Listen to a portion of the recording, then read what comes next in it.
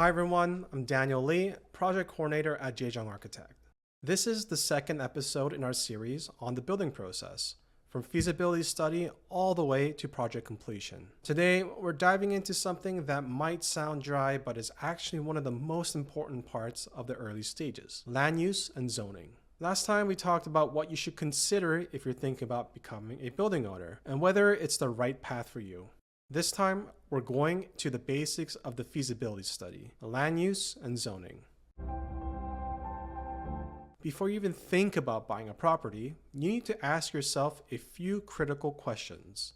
Does the zoning align with what you want to build? What kind of building is permitted? How many rooms or tenant spaces can it have?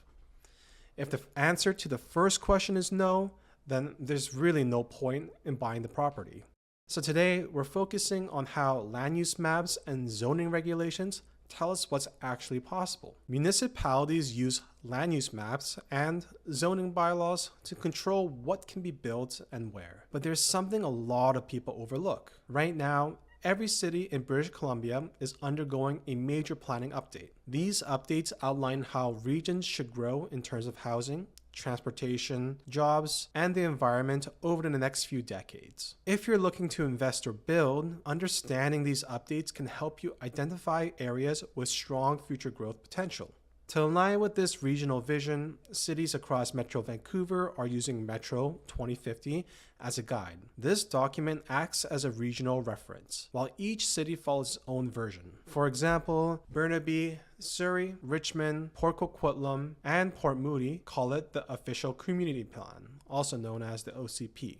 Coquitlam calls it the Citywide Official Community Plan, and in Vancouver, it's known as the Official Development Plan, but it all functions the same.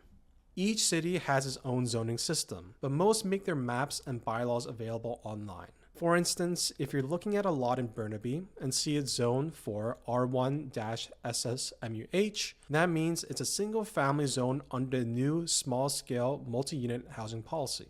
In some cases, this might allow up to 6 units, especially if the lot is near a frequent transit network and in areas close to SkyTrain stations, say within about 200 meters.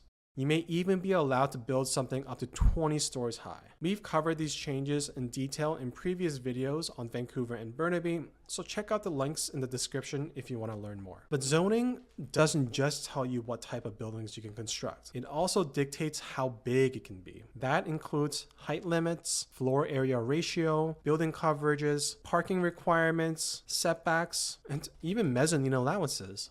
These technical details might seem minor, but they can make or break a project. A small change in FAR or setback can mean one less unit or a complete redesign. That's why one of the smartest moves you can make after identifying a site is speaking to an architect. An architect can construct a feasibility study and walk you through what's allowed, what's possible, and what red flags to watch for. Hiring an architect might feel like a big upfront cost, but not hiring one, or hiring the wrong one, can lead to far more expensive issues later. Zoning bylaws can be complex, with exceptions, overlays, and pending OCP changes that could throw off your plans. Having a team that understands the system helps you avoid delays, extra costs, and missed opportunities. Now, why does this matter to you?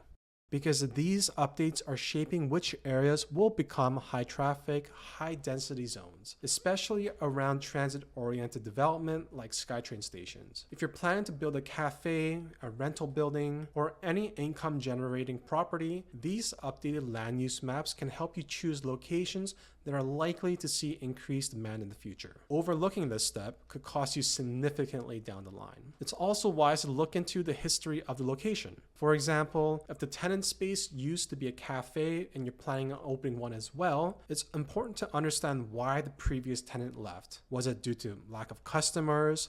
Or maybe it was a personal matter. Knowing this can help you avoid repeating the same mistakes. So if you're thinking about building, start by looking at the land use plan and zoning. It'll tell you the land designation, lot size, assigned value, and most importantly, what you're allowed to build and how big. And remember, zoning rules vary from city to city, even within the same category. And that's where the right team really matters. Thanks for watching and stay tuned for the next episode in the series.